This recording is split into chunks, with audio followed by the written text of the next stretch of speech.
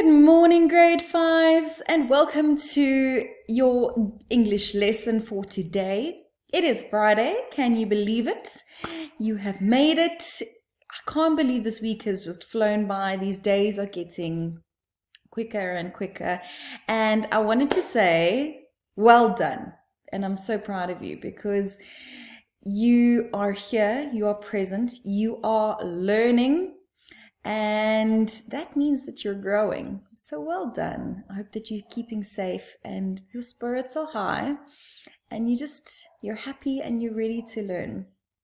I love teaching you, and I honestly feel like, even though I don't see any of you, and there's probably many of you, but I do feel like I want you to know that I'm addressing each and every single one of you, wherever you are in the country, and wherever you're watching this. Hi. So, as you know, I like my lame jokes, and I'm going to start our lesson off with a lame joke. I think they're funny, but it's to get you to smile. So, what did the ocean say to the pirate? What did the ocean say to the pirate? Nothing. He just waved. Wave, ocean. You get it. Okay, let's begin. Right, in today's lesson, we are going to do something I think is going to be cool. It is a listening comprehension. Now, there's various skills of doing a listening comprehension, and I'm going to do another one in the future as well, because I think it is just so important to hone in on your focus and what you listen, and then we speak, and then to identify sort of key parts of the text while you're listening, and then to be able to answer questions based on a listening sort of comprehension. And so I really do think that it's important, and we are going to be doing it today. So let's get started.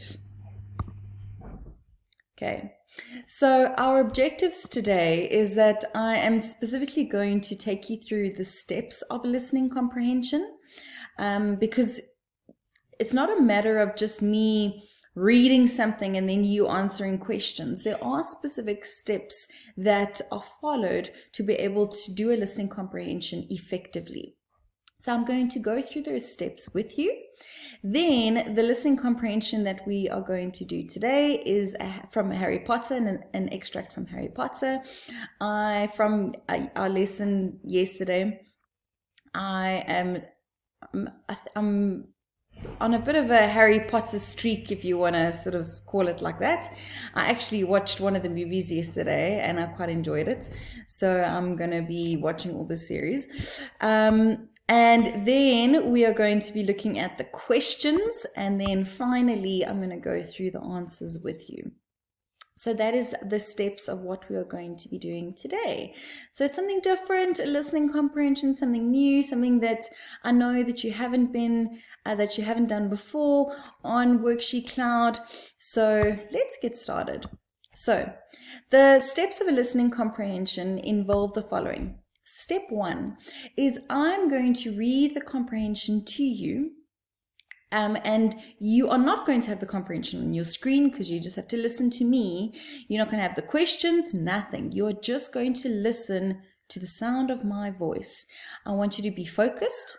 I want you to either move to a part in your room or your house or somewhere that's a little bit quiet so that you can really listen and focus to what I'm going to say. Then step 2 is that I'm going to go through the questions with you. I'm going to read through them with you. Then step 3, you are then going to have the questions on your screen, and then I'm going to read the comprehension for a second time. Step 4 is now you're going to need a piece of paper and a pencil or a pen, and then you're going to make keywords with your answering your questions while listening to me for a third time, but it's just keywords or key notes for your particular questions. And then the last step is now you're then going to answer all your questions in full sentences. Okay, so those are the different steps of a listening comprehension. Step 1, you just listen to me. There's going to be nothing on your screen. Step 2, I'm going to read the questions through with you. Step 3, you've got the questions in front of you, and all you do is listen to me while looking at the questions. You're not writing with anything. You're not doing anything. Step 4, you now get your piece of paper and a pen or a pencil, and you make keywords or key notes from the questions, and then still listening to me at the same time. And then step 5 is to answer all the questions. Right. Are you ready? Okay, let's go. So today's listening comprehension is from Harry Potter and the Prisoner of Azkaban. Let's go. Professor Lupin appeared to have woken up at last. Harry could hear movements in his corner. None of them spoke. There was a soft crackling noise, and a shivering light filled the compartment. Professor Lupin appeared to be holding a handful of flames. They illuminated his tired grey face, but his eyes looked alert and weary. "Stay where you are," he said, in the same hoarse voice, and he got slowly to his feet, with his handful of fire held out in front of him. But the door slid slowly open before Lupin could reach it. Standing in the doorway, illuminated by the shivering flames in Lupin's hand, was a cloaked figure that towered to the ceiling. Its face was completely hidden beneath its hood. Harry's eyes darted downwards, and what he saw made his stomach contract. There was a hand protruding from the cloak, and it was glistening, greyish, slimy looking, and scabbed, like something dead that had decayed in water. It was visible only for a split second, as though the creature beneath the cloak sensed Harry's gaze. The hand was suddenly withdrawn into the folds of the black material, and then the thing beneath the hood, whatever it was, drew a long, slow, rattling breath, as though it was trying to suck something more than air from its surroundings. An intense cold swept over them all. Harry felt his own breath catch in his chest. The cold went deeper than his skin. It was inside his chest. It was inside his very heart. Harry's eyes rolled up into his head. He couldn't see. He was drowning in cold. There was a rushing in his ears as though of water. He was being dragged downwards, the roaring growing louder. And then from far away he heard screaming, terrible, terrified, pleading screams. Right, so that was step 1, just listening to me. Now step 2, I'm going to read through the questions with you. Okay, there are 10 questions. So question number 1. Why has the word appeared been used to say that Lupin has woken up? Question 2. What was the soft crackling noise? Question 3. What did the flames illuminate? Question 4. Why is Lupin alert and weary even though he had just woken up? Question 5. Why did Harry's stomach contract? Question 6. What does the word protruding mean? Question 7. Why does the hand disappear almost immediately once it is seen? Question 8. What creates the intense cold that sweeps over them? Question 9. What tells us that the cold was so intense? And question 10. What could Harry hear? Right. I want you to just take a moment and read through the questions on your own, just one more time. I want you to pay attention to 2 things. Number 1, what is the question word that is being asked? Is it a why question? It is a what? Is it a when question? And so on. So look at the question word. Then the second thing that I want you to pay attention to is what is the key point that is being asked in the actual question. So for example, in question 1, it says, why has the word appeared? So that is a key word in this particular question, so that you know, make a note of it, so that now when I read this again, you listen carefully to when I read it and when I say that word in the particular story. Okay, so go through each of these and just take note of what the key words are. Remember, at this stage, you're not making notes at all. You're just highlighting what is important, so again, for you to listen. So now I'm going to leave the questions on the screen. Remember, you're not writing anything yet. You're not taking keywords or key notes. You're again just listening to what I am saying. Okay, so now I'm going to read it for the second time. I'm going to leave the questions on the screen, and as I read it, follow through the questions. Professor Lupin appeared to have woken up at last. Harry could hear movements in his corner. None of them spoke. There was a soft crackling noise, and a shivering light filled the compartment. Professor Lupin appeared to be holding a handful of flames. They illuminated his tired, grey face, but his eyes looked alert and weary. "Stay where you are," he said, in the same hoarse voice, and he got slowly to his feet, with his handful of fire held out in front of him. But the door slid slowly open before Lupin could reach it. Standing in the doorways, illuminated by the shivering flames in Lupin's hand, was a cloaked figure that towered to the ceiling. Its face was completely hidden beneath its hood.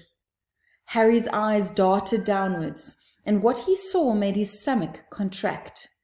There was a hand protruding from the cloak, and it was glistening, greyish, slimy-looking, and scabbed, like something dead that had decayed in water. It was visible only for a split second, as though the creature beneath the cloak sensed Harry's gaze. The hand was suddenly withdrawn into the folds of the black material. And then the thing beneath the hood, whatever it was, drew a long, slow, rattling breath, as though it was trying to suck something more than air from its surroundings. An intense cold swept over them all. Harry felt his own breath catch in his chest. The cold went deeper than his skin. It was inside his chest. It was inside his very heart. Harry's eyes rolled up into his head. He couldn't see. He was drowning in cold. There was a rushing in his ears as though of water. He was being dragged downwards, the roaring growing louder. And then from far away he heard screaming, terrible, petrified, pleading screams. Right. So that was step number 3. Now, step number 4. I hope you have your paper and your pen or pencil ready. I would write numbers 1 to 10 on your piece of paper. Remember that you're making just key words. So now you are going to make key words where you've got your questions. You're going to be listening to me, but now you can actually make keywords. Now remember, the difference with keywords and full sentences is that it is literally just important words for your questions. You're not writing a string of words, because if you are writing a sentence for question number 1, you could be missing out listening to me, and I could be possibly giving you an answer for one of the questions further down. So it's important that at this stage it is just key words. Right. I hope all of you are following. And if you want to pause your video to just quickly organize yourself, get your paper, write down 1 to 10, that is also fine. Right. So now I'm on step 4, just to remind you that I'm going to read it again for the 3rd and final time. So now it is important that you take notes, key words. Right. Professor Lupin appeared to have woken up at last. Harry could hear movements in his corner. None of them spoke. There was a soft crackling noise and a shivering light filled the compartment. Professor Lupin appeared to be holding a handful of flames. They illuminated his tired grey face, but his eyes looked alert and weary. "Stay where you are," he said, in the same hoarse voice, and he got slowly to his feet with his handful of fire held out in front of him. But the door slid slowly open before Lupin could reach it. Standing in the doorways, illuminated by the shivering flames in Lupin's hand, was a cloaked figure that towered to the ceiling. Its face was completely hidden behind its hood. Harry's eyes darted downwards, and what he saw made his stomach contract. There was a hand protruding from the cloak, and it was glistening, greyish, slimy-looking and scabbed, like something dead that had decayed in water. It was visible only for a split second, as though the creature beneath the cloak sensed Harry's gaze. The hand was suddenly withdrawn into the folds of the black material. And then the thing beneath the hood, whatever it was, drew a long, slow, rattling breath, as though it was trying to suck something more than air from its surroundings. An intense cold swept over them all. Harry felt his own breath catch in his chest. The cold went deeper than his skin. It was inside his chest. It was inside his very heart. Harry's eyes rolled up into his head. He couldn't see. He was drowning in cold. There was a rushing in his ears, as though of water. He was being dragged downwards, the roaring growing louder. And then, from far away, he heard screaming, terrible, terrified, pleading screams. Right, I hope you managed to take down some notes and some keywords, and that you are ready to go through the answers. Before we do the answers, I would suggest that you actually pause this video right now, because to fully complete your listening comprehension, you now have to use your keywords and answer your questions. So pause the video. Remember to now write your answers now in full sentences for questions 1 to 10. So pause, write your answers, and then we will mark. Because remember, I'm going to now give you the answers to you, and I want you to really try. I really want you to have the answers properly, not just your keywords and the notes that you made, but have full sentences in front of you, so that now when we mark, you can fully mark with your own red pen and see if you are right. So pause and write. Right, ready for the answers. Okay, so let's go. So I've just now put the extract that I've just read. It is in front of you. So here is the first screen. And again, I thought I'd just give it to you so that you've got it. And it's also on the next page as well. You can pause, go back, and remember that this extract is from Harry Potter and the Prisoner of Azkaban, written by J.K. Rowling. She is awesome. I really enjoy her work. Okay, so let's go. So question 1 said, why has the word appeared been used to say that Lupin has woken up? The answer, as no one has looked around to see, but rather just heard noises from the corner. So when you appear to have woken up, it's because you haven't seen just yet, you've heard noises. Okay, I hope you're marking yourself. Maybe get a red pen or a green pen or something for you to use while you are marking. Right, question number 2. What was the soft crackling noise? Your answer, the noise was Professor Lupin casting a spell. Question 3. What did the flames illuminate? This was an easy one. The flames illuminated Professor Lupin's tired grey face. Question 4. Why is Lupin alert and weary, even though he had just woken up? he has an idea of what might be on the train heading towards them. So he is alert and going to find out. Question 5. Why did Harry's stomach contract? Remember, the word contract means to pull intensely, to pull in. And the answer, Harry's stomach contracted because he saw a hand coming out of a cloak that, cloak, that looked like something dead and decaying. Question 6. What does the word protruding mean? Protruding means to stick out. Question 7. Why does the hand disappear almost immediately once it is seen? The hand disappears because the creature seems to have sensed Harry looking at it. Question 8. What creates the intense cold that sweeps over them? The creature draws a long, cold breath that seems to suck more than just the air around them.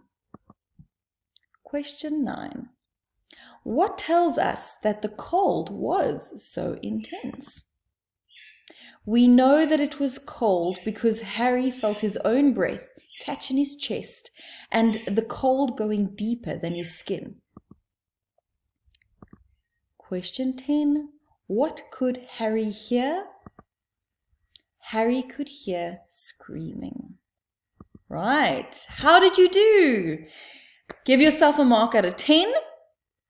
And if things didn't go so well, that's okay. You can always re-watch this video, watch it again, try it again, and you can do it again. Remember that in listening comprehension, you can also practice at home with somebody else, with a friend, with a family member. Get a normal comprehension, something that you find on the internet or a comprehension that you've previously done where you've got the text and you've got questions. Let somebody else read it to you so that you don't have the text in front of you. Follow all the steps that I've gone through and I've taught you, and then you should be A for away. And remember, it's that skill of listening, and then it's not only the skill of listening, but it's the skill of writing key words when you are listening for step number 4, before you then take a moment and then you have time to then answer the questions in full sentences. So I know that this was a very different lesson. I hope that you've enjoyed it. I really enjoyed reading it to you. I think I'm going to now go and watch Harry Potter again. But I hope you have a wonderful, wonderful day. Have a good week in grade 5s. You deserve it. You have worked so hard this week. So take a moment, relax, do something cool, fun, and exciting, and just have a wonderful weekend. From me, Miss Kun, Hakuna Matata. Remember, don't worry about a thing, and be kind to one another. Bye.